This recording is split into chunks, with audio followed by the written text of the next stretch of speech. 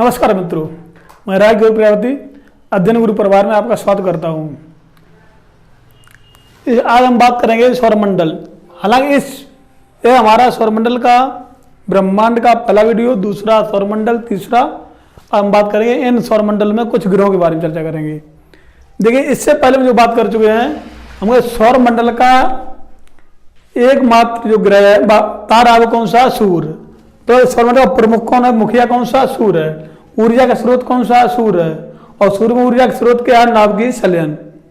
इसके बाद हमने चर्चा की थी इसमें कि इसके 8 ग्रह हैं: बुध, शुक्र, पृथ्वी, मंगल, बृहस्पति, शनि और पिछले वीडियो में चर्चा कर चुके हैं। अब इन 8 ग्रहों के अंतर्गत सूर्य के जो पास में हो उन्हें आंतरिक ग्रह कहते हैं। जो ये 4 ग्रह हैं, ये क्षुद्र ग्रहों की पेटी है। ये क्षुद्र ग्रहों की पेटी है। इस पेटी और सूर्य के बीच में जो ग्रह हैं, बुध, शुक्र, पृथ्वी, मंगल, इन्हें आंतरिक ग्रह कहते हैं। इसके बाहर वाले भाग को बाहरी ग्रह कहते हैं। इसकी क्या विशेषता है, इसके बारे में हम चर्चा कर चुके हैं। अब हम चर्चा करेंगे बुध ग्रह की। देखिए, अगर हम सौरमंडल में पर ध्यान दें तो देखते हैं सूर्य के सबसे पास कौन सा है? बुध ग्रह है। सूर्य से सबसे पास कौन सा ग्रह है? बुध ग्रह है। यह सूर्य से जो दूरी है, यहां से जो दूरी है, यह है 5.8 करोड़ किलोमीटर दूर। कितना है? 5.8 करोड़ किलोमीटर। अगर आपसे पूछा जाए पृथ्वी और सूर्य के बीच, बुध और सूर्य के बीच की दूरी कितनी है? 5 करोड़ 80 लाख किलोमीटर।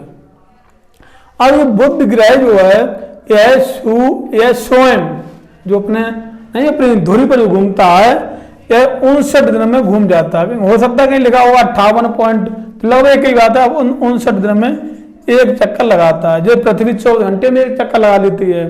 पृथ्वी अपनी धुरी पर इस प्रकार से साहित्य झुकी होने के बावजूद ऐसे चक्कर लगा लेती है 24 घंटे में। और ये कितने दिनों में लगा पाता है? 59 दिनों में। अर्थात पृथ्वी का एक दिन है, यहाँ 59 दिन बराबर। तो जब ये 59 दिनों में स्वयं चक्कर लगा पा रहा है, और यह पृथ्वी सूर्य का एक चक्कर है। किसका? सूर्य का इस प्रकार से एक चक्कर, एक राउंड 88 दिनों में लगाता है। कितना दिनों में लगाता है? 88 दिन में।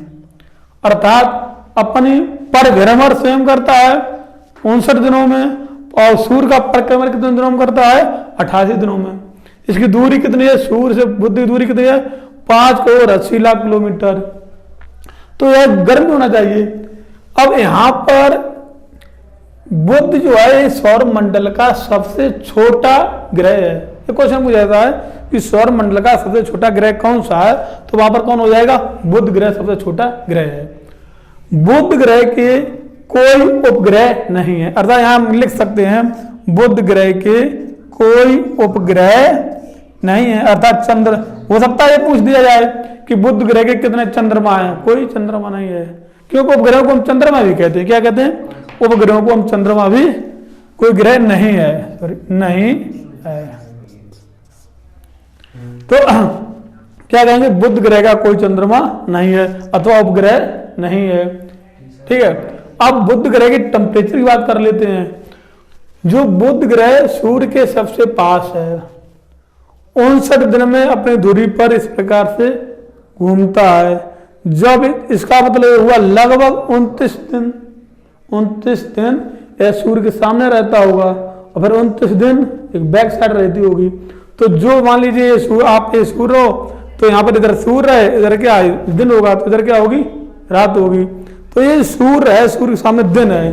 तो यहाँ पर टेम्परेचर जो पहुंच जाता है, अर्थात यहाँ के दिन का टेम्परेचर 390 डिग्री सेंटीग्रेड। हो सकता है कहीं 400 में ले लगे, ये भी सही है। तो ये जहां सही है। दिन का टेम्परेचर कितना है? Plus 390 degree centigrade.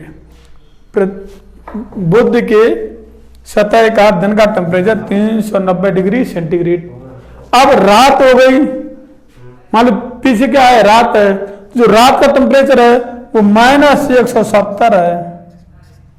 अब देखो कितना अधिक, दिन में प्लस, रात में माइनस। और रात में यहां पर कितना दिन की होगी?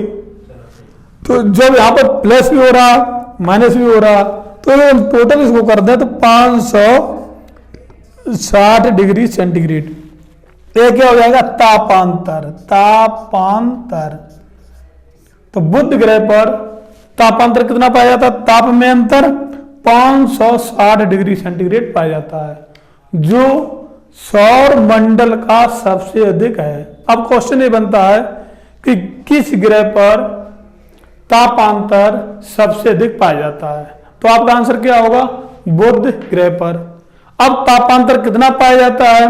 वह आप कह सकते हो 560 डिग्री सेंटीग्रेड। हो सकता है कहीं लिखा हो कि 4 से हो जाएगा, 2 से 6 तो वो भी सही मान लेते हैं। कुल मिलाकर के ये जहां ठीक है। ठीक है, तो इसका आप स्क्रीनशॉट ले लो कुछ जानकारी। अब हम बात करते हैं शुक्र ग्रह की। किसकी बात करते हैं? शुक्र ग्रह। देखिए शुक्र ग्रह है, यह सूर्य से कितने नंबर पर है? दूसरे नंबर पर है। तो सूर्य से दूरी इसकी कितनी हो गई है?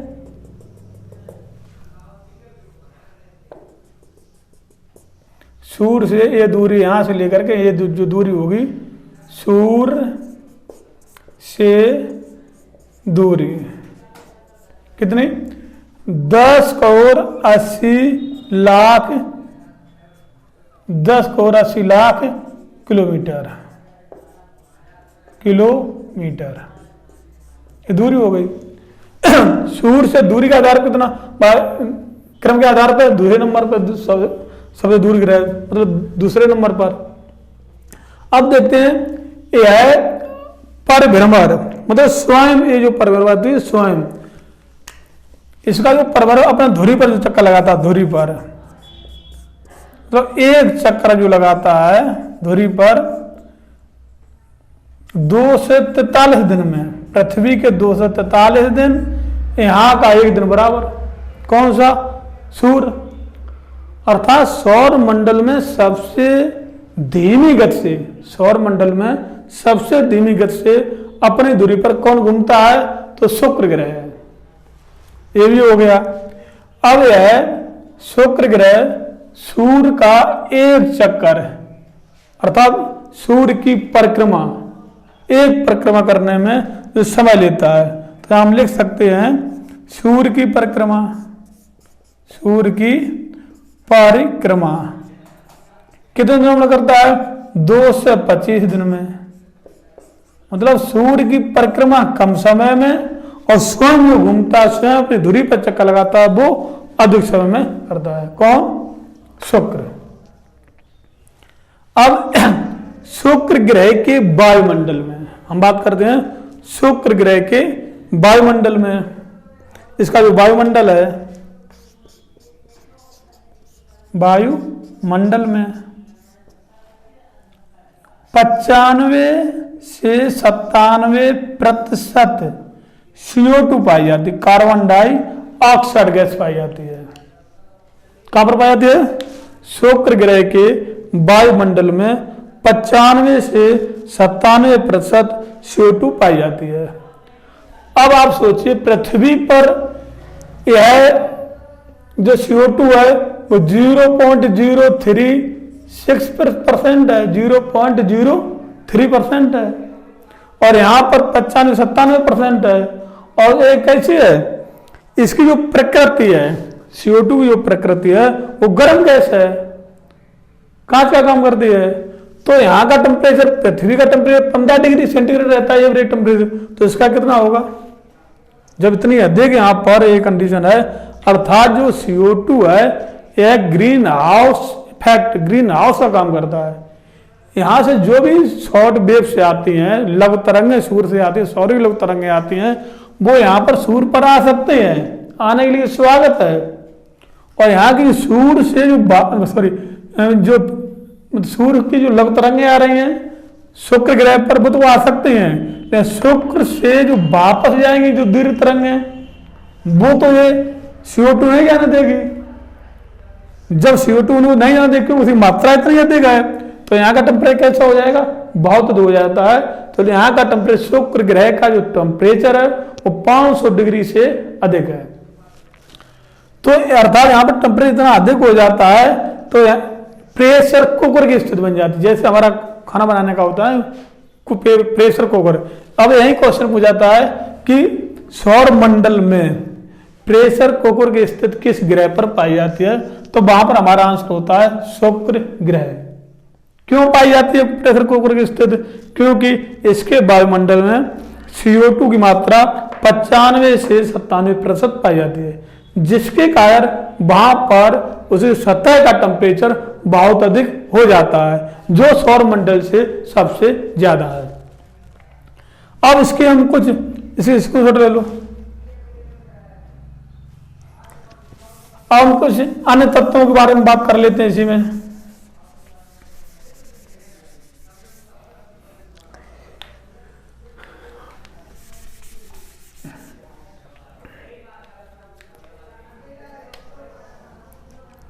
ये जो शुक्र ग्रह है, अब यहां से आप देखते होंगे शुक्र ग्रह पृथ्वी के लगभग बराबर है, अर्थात पृथ्वी का जो व्यास है यहां से यहां तक व्यास, इसका व्यास कुछ ही कम है। इसका पृथ्वी का व्यास 12,756, तो इसका 12,200 कुछ है 43, अर्थात इसका व्यास पृथ्वी के व्यास के लगभग बराबर है, कुछ ही कम है।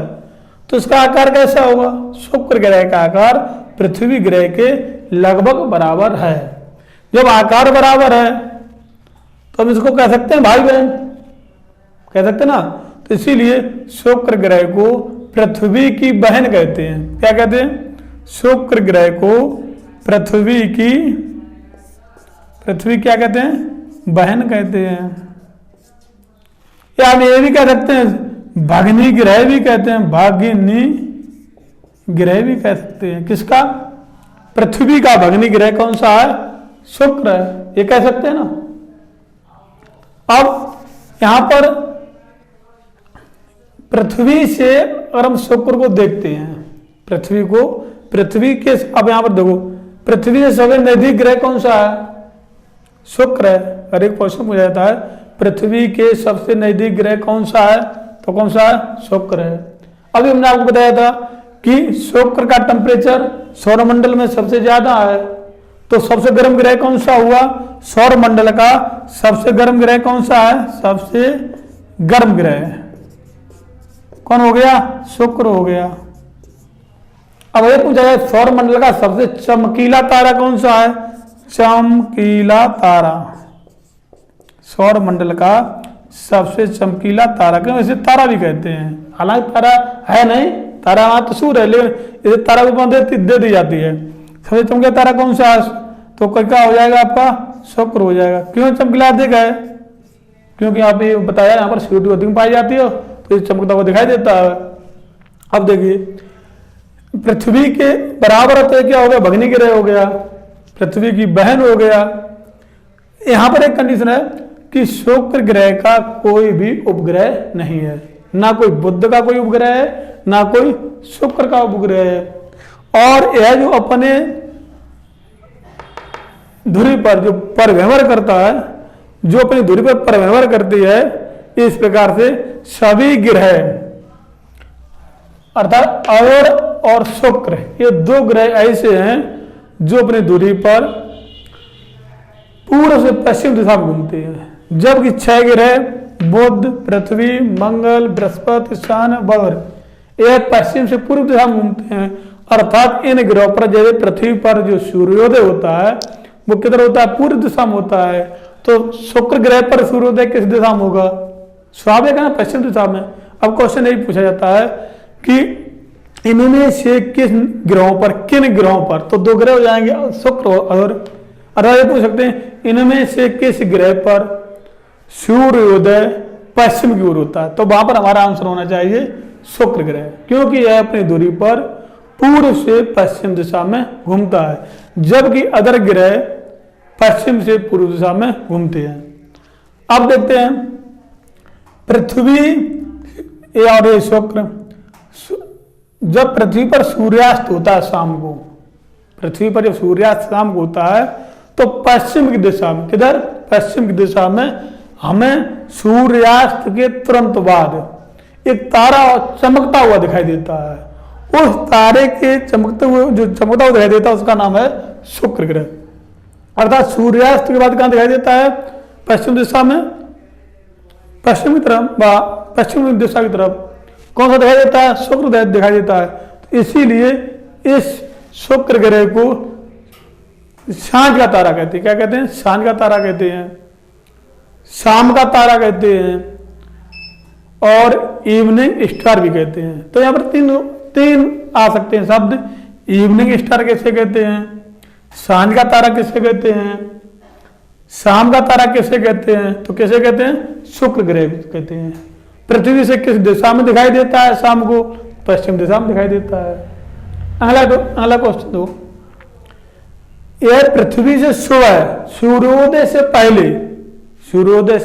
पहले यह पूर्व दिशा में दिखाई देता है। मतलब सूर्योदय होगा उससे लगभग 2 घंटे पहले कहाँ दिखाई देता है? हमें पूर्व दिशा में दिखाई देता है और सबसे अधिक चमकता हुआ दिखाई देता है। तो इसीलिए, और तब इसे क्या कहते हैं? भोर का तारा। जैसे ये आपको सुबह जगो, पूर्व की दिशा में, ईस्ट की दिशा में देखो डायरेक्शन में, और ये आपको एकदम चमकता हुआ दिखाई देगा। तो ये आप ये जान लीजिए 4 बज गए हैं, सुबह के 4, मॉर्निंग 4 बज गए हैं। तो इस तारा को हम भोर का तारा कहते हैं। मतलब देहाती भाषा में कहा जाता है कि भोर हो गया है, तो इसे भोर का तारा कहते हैं, मॉर्निंग स्टार कहते हैं, सुबह का तारा कहते हैं। किसे कहते हैं? शुक्र ग्रह किसे। अब यहाँ पर क्या कि मॉर्निंग स्टार किसे कहते हैं, सुबह का तारा किसे कहते हैं, शाम का तारा किसे कहते हैं, सांझ का तारा किसे कहते हैं, इवनिंग स्टार किसे कहते हैं। तो सब एक किसके नाम है? शुक्र ग्रह के। भगनी ग्रह किसे कहते हैं? शुक्र ग्रह कहते हैं। इस प्रकार के इनसे अनेक नाम हो जाते हैं। तो आपको आज हमने आपको बताया है कुछ बुध ग्रह के बारे में और शुक्र ग्रह के बारे में, और ये सारे फैक्ट बहुत ही इंपॉर्टेंट हैं और इससे पूछे भी जाते हैं। अरे अब यहाँ से सौरमंडल से 2 ग्रहों से अगर पूछा जाए कि सौरमंडल का सबसे छोटा ग्रह कौन सा है, तो आपका आंसर क्या होना चाहिए? बुध ग्रह है। सौरमंडल का सबसे सूर्य के पास सबसे कौन सा ग्रह है? बुध होना चाहिए। सब सौरमंडल में सबसे तापांतर कहाँ पाया जाता है? बुध ग्रह पर पाया जाता है। किन ग्रहों के कोई उपग्रह नहीं है? बुध और शुक्र के दोनों के कोई उपग्रह नहीं है। सौरमंडल का सबसे चमकता हुआ तारा कौन सा है? पहला तो सूर्य है, लेकिन तारा ग्रहों की बात करी जाए कौन सा? शुक्र है। ठीक है। अब ये पूछा सुबह का तारा कौन सा है? शुक्र है। शाम का तारा कौन सा है? शुक्र है। सबसे चमकता हुआ तारा कौन सा है? शुक्र है। पृथ्वी के पास सबसे कौन सा है? शुक्र है। पृथ्वी से सबसे नजदीक कौन सा है? शुक्र है। पृथ्वी के वायुमंडल सर्वाधिक क्या? कार्बन डाइऑक्साइड है। एक सौरमंडल में कौन से 2 ग्रह ऐसे हैं जो पूर्व से पश्चिम दिशा में घूमते हैं? शुक्र और अगर ग्रह हैं। ठीक है। यहाँ पर सूर्योदय किस दिशा में होता है? तो पश्चिम दिशा में होता है। सौरमंडल किन ग्रहों पर सूर्यास्त पूर्व दिशा में होता है? शुक्र और ग्रह पर होते हैं। तो इस प्रकार से अनेक क्वेश्चन बनते हैं, और इन क्वेश्चन जो बनते हैं वे आप आराम से सही भी कर सकते हो। आगे के जो वीडियो आगे जो है पृथ्वी, मंगल और बृहस्पति, शनि इत्यादि जो है इनके बारे में हम नेक्स्ट वीडियो में बात करेंगे और विस्तृत चर्चा करेंगे। यदि आपको ये टॉपिक हमारा सौरमंडल यदि अच्छा लगा हो तो इसे शेयर जरूर करें दोस्तों के साथ, और इस चैनल को सब्सक्राइब करें और लाइक करना आप लोग ना भूलें। आपको बहुत बहुत धन्यवाद।